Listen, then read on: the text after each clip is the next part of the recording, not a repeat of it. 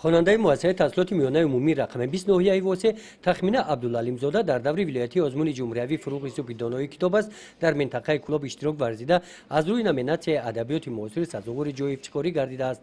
تخمینه میگوید که با این ازمون آمادگی جدی دیده است برای بلند برداشتن و مستحکم نمودن سویه دانش. غیر از کتابخانه مکتب به شهر دوشنبه رفته و کتابخانه ملی تاجیکستان حاضر شده، آنجا کتاب‌های توصیه شده را پیدا کرده مطالعه کرده است. من طول 3 ماه در کتابخانه ملی اعضای محفل همیشه بهار بودم و در کتابخانه ملی بسیاری از کتاب‌ها را از خود نمودم و بسیارتر من در آنجا همراه استادم، یعنی استاد خیراندیش که اعضای تحت محفل همیشه بهار بودم اشتراک کردم و در آنجا سزاوار جای اول گردیدم و از همین سبب مرا استاد خیراندیش به این ازمون پیشکش نمود و من باشد در این ازمون اشتراک کردم و به من مهم نبود که آیا در این ازمون جای میگیرم و یا که نه. من در این ازمون مهم اشتراک کردنم بود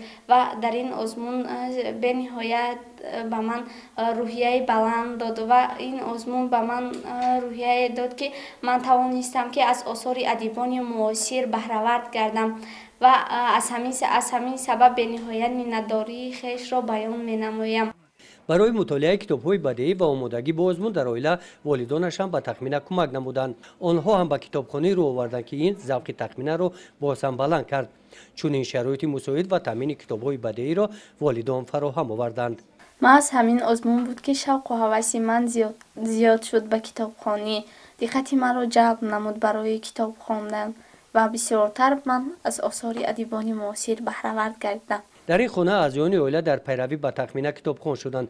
مطالعه کتاب، خواندن سرگذشت آدمان بزرگ، داستان و روایت و قصه ها اعضایان عائله رو بلند گردانیده این عائله رو مستحکم و اتفاق نموده است. می‌نداد هستیم از پیشوای ملت اساسگذار صلح و وحدت ملی محترم جناب عالی امام علی رحمان که این ازمون فروغی سبخی دونای را اعلان نمود و جوان دختران و جوان پسران شوق این ازمون شدن و روادن به کتابخانه و به جلب شدن به کتابخانه ها.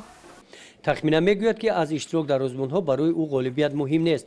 مهم آن است که نفر به کمال رسد که در تربیت معنوی جامعه سهم ارزنده گذاشته نامبردار پدر و مادر و تاجیکستانی عزیزش باشد. گزارش خوجه نظریف خدای نظر ظهوروف از ناحیه واسه برای برنامه اطلاعاتی نوید